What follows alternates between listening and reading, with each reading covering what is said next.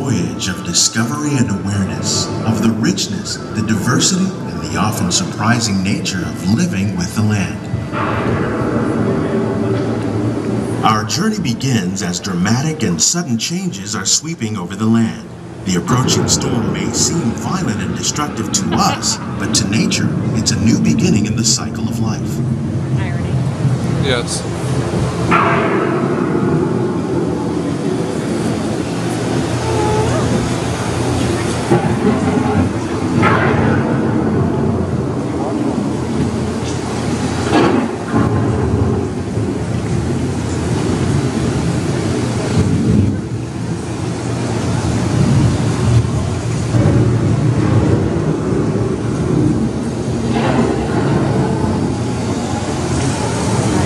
Beneath the surface of the land, roots trap water from the flowing mud, extracting precious nutrients and minerals.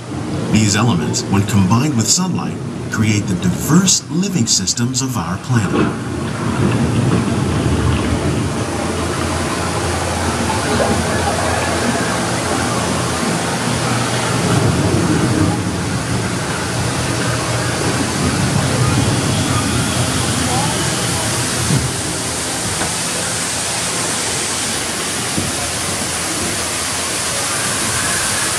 One of those living systems is the rainforest, home to the most amazing concentration of life on our planet.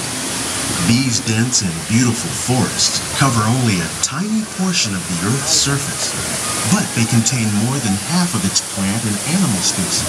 Rainforests are also extremely rich and productive living systems, providing us with oxygen, food, medicines, and other elements essential to our lives.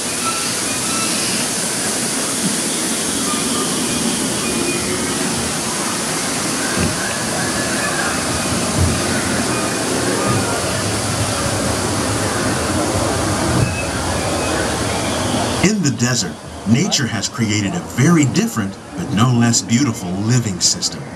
And while this arid landscape may seem lifeless, it is very much alive.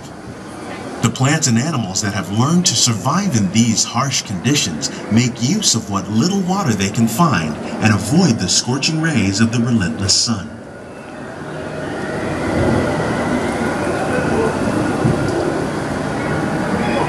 The American prairie once appeared as desolate as the desert, but over time, rainwater and nutrients gradually penetrated the hard surface of this land. Even the hooves of the mighty buffalo helped create the rich soil that would one day become home to the American farm.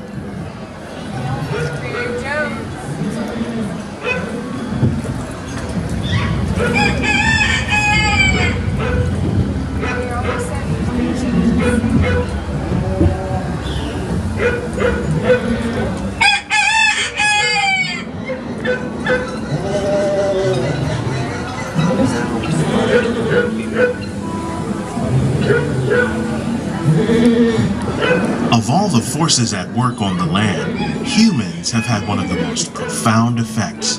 The need to produce food for a growing world led to the enormous use and sometimes overuse of the land. In our search for more efficient ways to grow food, we often fail to realize the impact of our methods.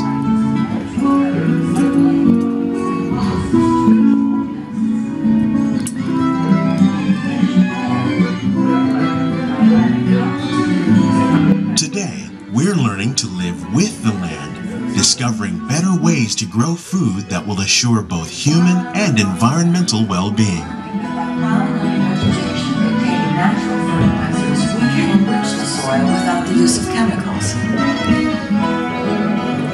In Saudi Arabia and Mexico, we're learning to produce food on desert seacoasts by developing and planting crops that thrive on salt water. Here at EPCOT, we're learning to reduce the need for pesticides by using natural predators like ladybugs and wasps to control pests.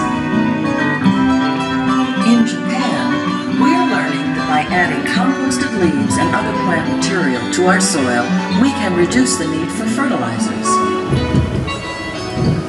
In farmlands across America, we're learning that by plowing and vegetation,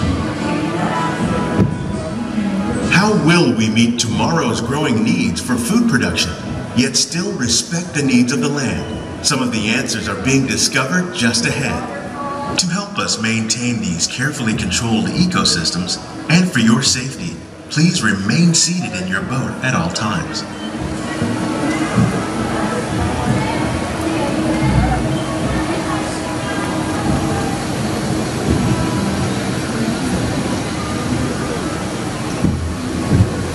Welcome to our living laboratories, where scientists from EPCOT and the U.S. Department of Agriculture are exploring innovative ways to produce bountiful harvests now and into the future.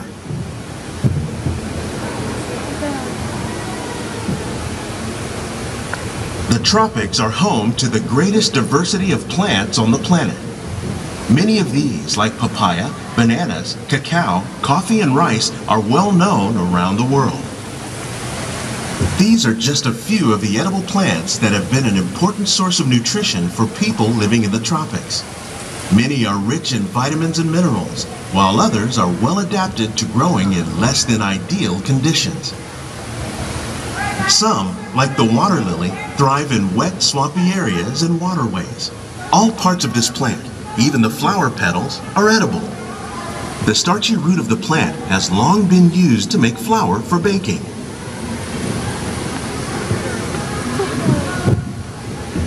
One day, many of these lesser-known tropical plants may be as important as the bananas growing on both sides of the boat. More than 28 million tons of bananas are eaten annually, making it the most popular fruit in the world.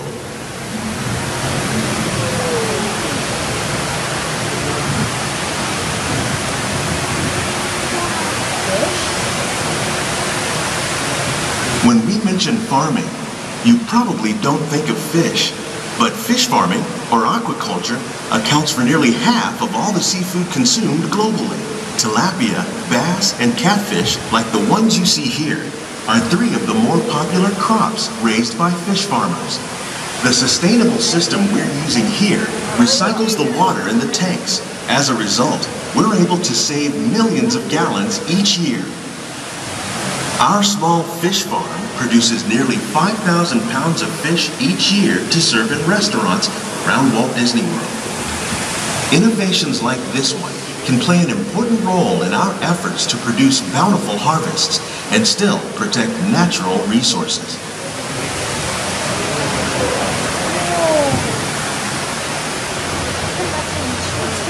Yeah?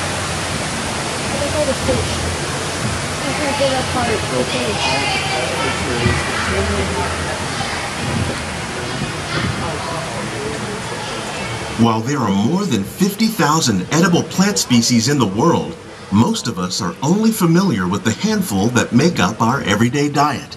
The common grains growing here, wheat, maize, sorghum, and millet, plus rice, account for nearly 2/3 of our global food consumption. Learning how to increase yields of these staples is an important goal of research around the world. Big Mickey.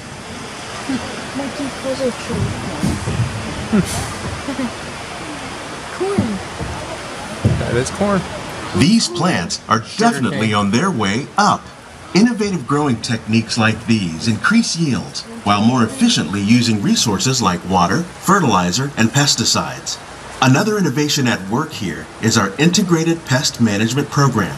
By populating our greenhouses with beneficial insects that prey on harmful pests like aphids and flies, we are significantly reducing our reliance on conventional pesticides. We're growing these crops using our nutrient film system.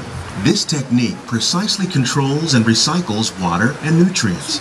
With it, we can produce over 27,000 heads of lettuce a year in this one small area. Cucumber.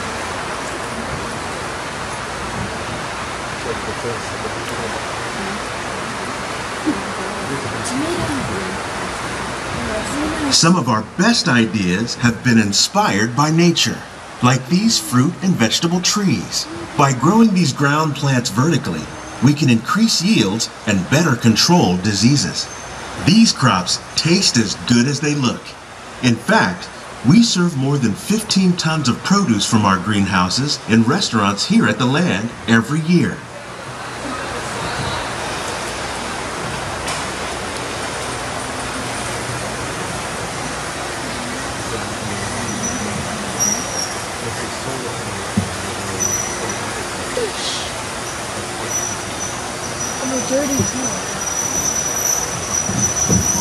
so dark in there. The future of agriculture may include innovative ideas like this vertical growing system. Plants grown in this way use a fraction of the space required by traditional growing methods. That saves water and increases production.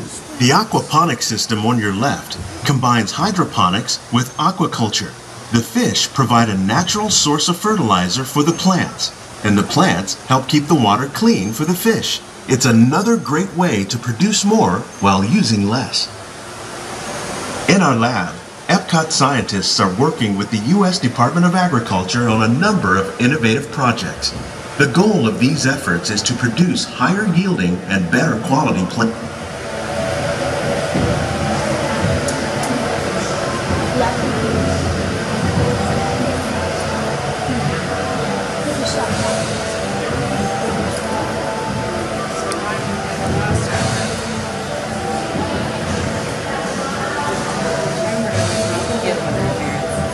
These greenhouses represent just a fraction of the work being done worldwide to produce bountiful harvests for our growing population. Scientists, farmers, and even backyard gardeners are doing their part to improve the quantity and quality of foods that we all rely upon. Together, we can continue to find more ways to increase food production and protect our precious natural environment. Only then will we truly be living with the land.